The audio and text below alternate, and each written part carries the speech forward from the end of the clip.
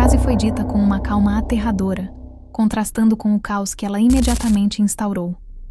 Perdi minha carteira, anunciou o Sr. Arthur Ferraz, e o silêncio que se seguiu na sua biblioteca suntuosa foi pesado, acusador, e todos os olhares, como ímãs, viraram-se para mim.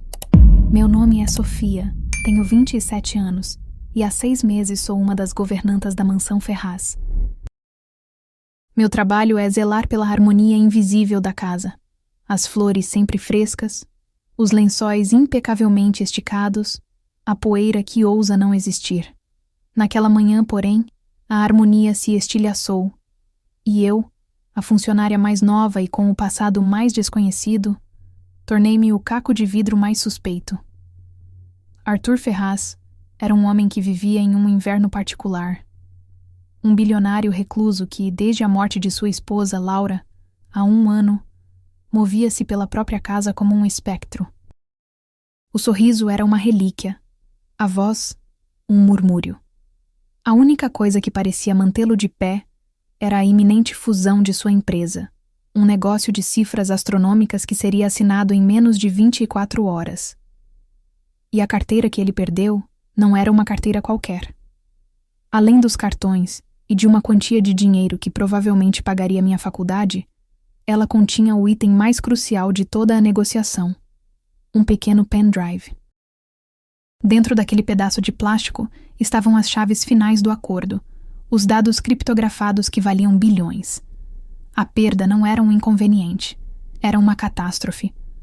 O primeiro olhar acusador veio de Beatriz, a irmã mais velha de Arthur, uma mulher de postura rígida e um olhar que parecia permanentemente desapontado com o mundo.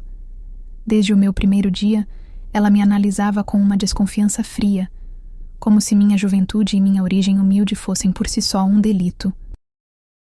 O segundo olhar foi de Ricardo, o assistente pessoal de Arthur.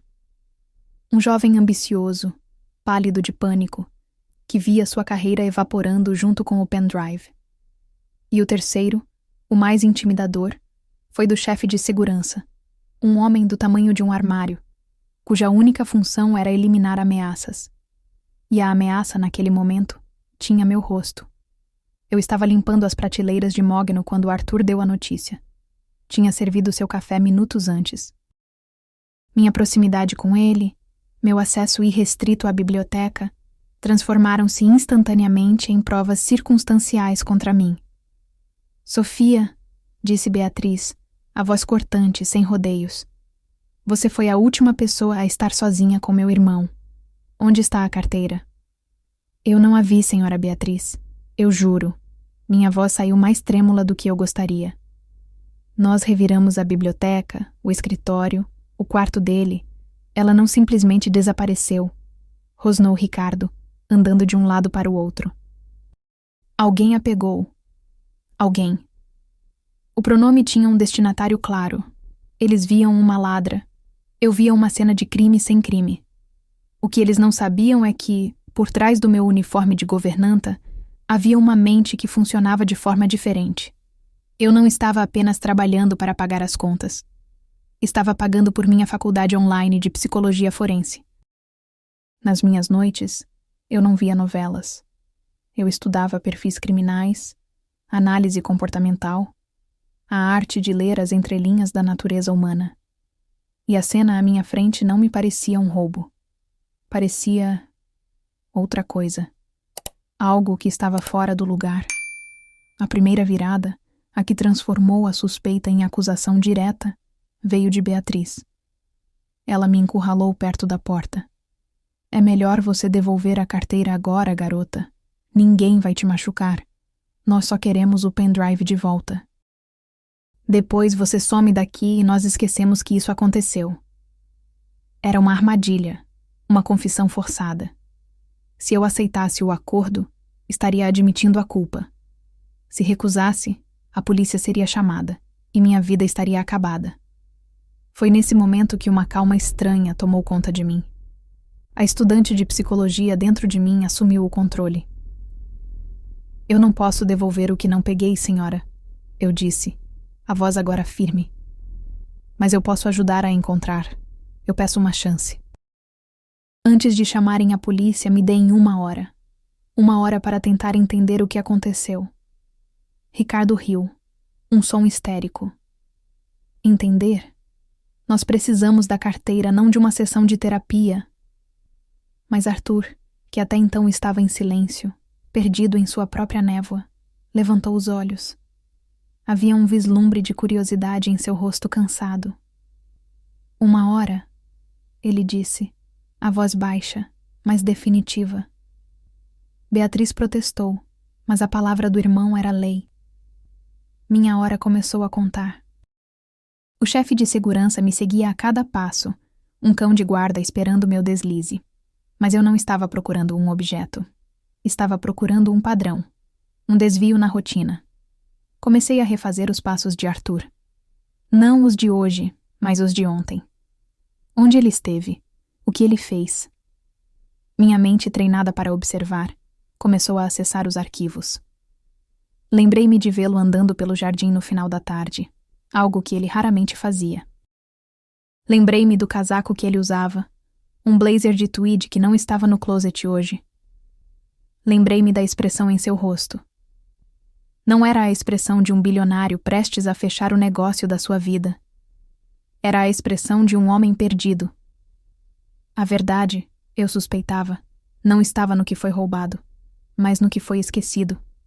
Deixei a casa principal e caminhei em direção ao jardim. O segurança me seguiu, desconfiado. O que está fazendo aqui fora? Acha que enterrou a carteira? Ignorei-o. Fui em direção à estufa antiga, no fundo da propriedade. Um lugar de vidro e ferro, coberto de era, que fora o santuário de Laura, a falecida esposa de Arthur. Desde a morte dela, a estufa estava abandonada. Arthur nunca mais havia colocado os pés ali. Era um lugar de memória e dor. A porta rangeu quando a abri. O ar lá dentro era parado, com o cheiro doce de terra e folhas mortas. As plantas de Laura, antes exuberantes, agora eram esqueletos secos em seus vasos. E, em uma pequena bancada de madeira, eu vi.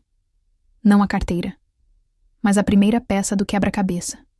O blazer de tweed de Arthur, dobrado de forma descuidada. Meu coração acelerou. Ele esteve aqui. Por quê? Por que vir a este lugar de dor, na véspera do seu maior triunfo profissional? Comecei a procurar, não por um objeto de couro, mas por uma anomalia, e a encontrei. Em meio aos vasos mortos, um único vaso de cerâmica continha uma orquídea branca, a flor preferida de Laura. E a orquídea não estava morta. Estava viçosa, recém-regada. Alguém a estava mantendo viva. Ao lado do vaso, havia um pequeno livro de capa gasta. Poemas de Cecília Meirelles. O livro de cabeceira de Laura. Estava aberto em uma página marcada por uma fita de seda. O poema era Motivo. Eu o conhecia. Eu canto porque o instante existe e a minha vida está completa. A data de ontem estava discretamente circulada a lápis no topo da página. Olhei no meu celular. Ontem. O aniversário de morte de Laura. Eles estavam procurando em todos os lugares errados. Eles achavam que o dia de Arthur era sobre o pendrive, sobre a fusão, sobre o futuro. Mas o dia dele, na verdade, era sobre o passado, sobre a ausência, sobre a saudade. O negócio bilionário era apenas ruído, uma distração para abafar o grito do luto. Meu tempo estava acabando. O segurança, impaciente, olhava o relógio. Vamos, acabou a brincadeira. Ainda não, eu disse, a voz cheia de uma certeza que o surpreendeu. Peguei o livro de poemas. Eu sei onde está a carteira. Voltei para a biblioteca. Beatriz e Ricardo me olhavam com desprezo, esperando minha confissão. Arthur me olhava com aquela mesma curiosidade de antes. Eu não disse uma palavra. Apenas caminhei em direção a Arthur. Entreguei a ele o livro de poemas, aberto na página marcada. Eu sinto muito pela sua perda, senhor. Ontem deve ter sido um dia muito difícil. Ele pegou o livro, os dedos roçando na fita de seda. Seus olhos se encheram de lágrimas.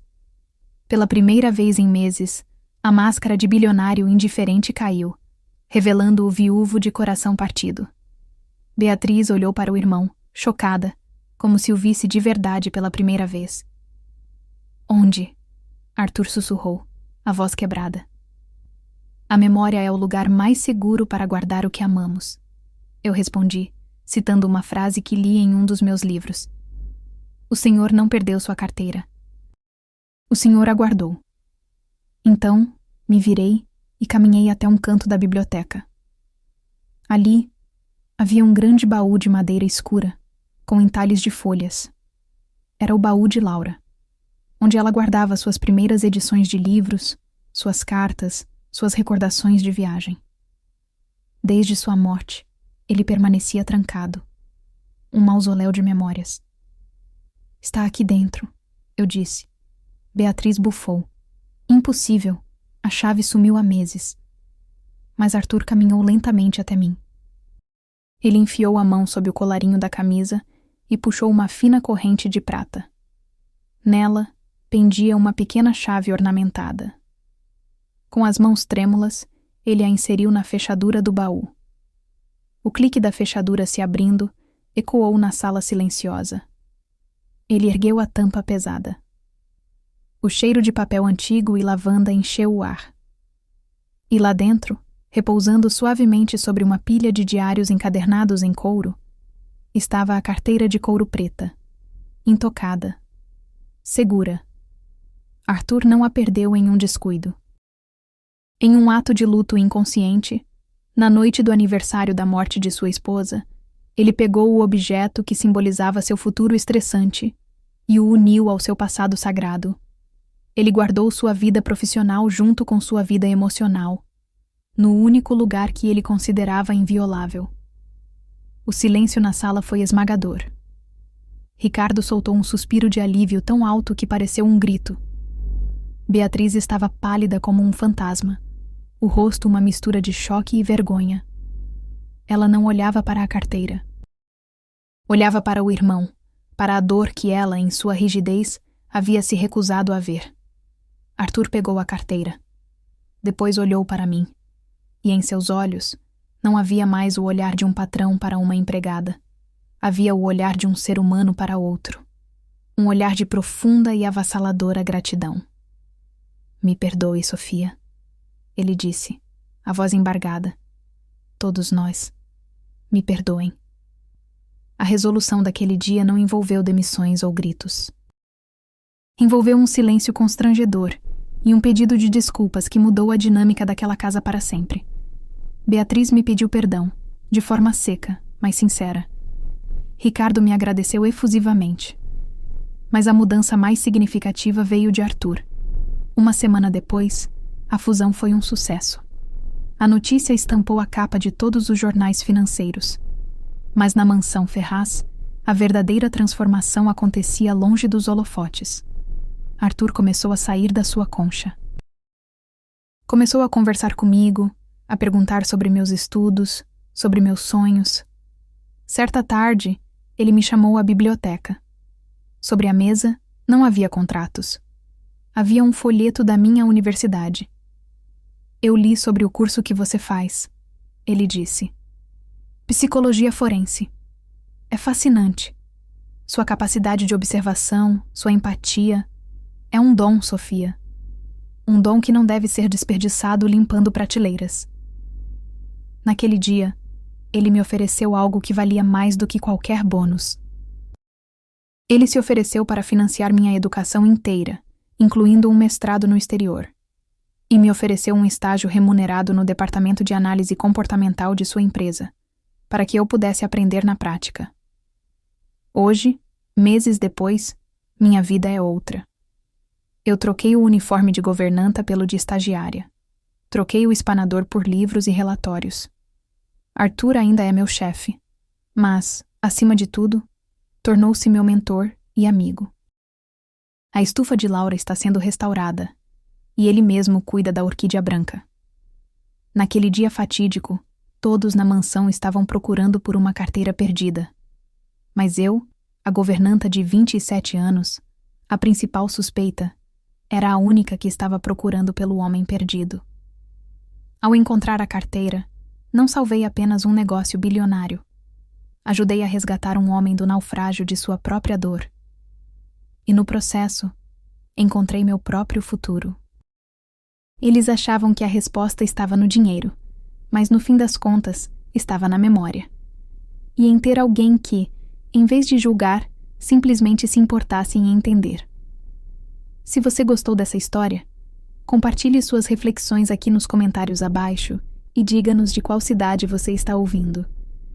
Não se esqueça de curtir o vídeo e se inscrever em nosso canal para que possamos construir uma comunidade que compartilhe histórias inspiradoras juntos. Muito obrigado por assistir.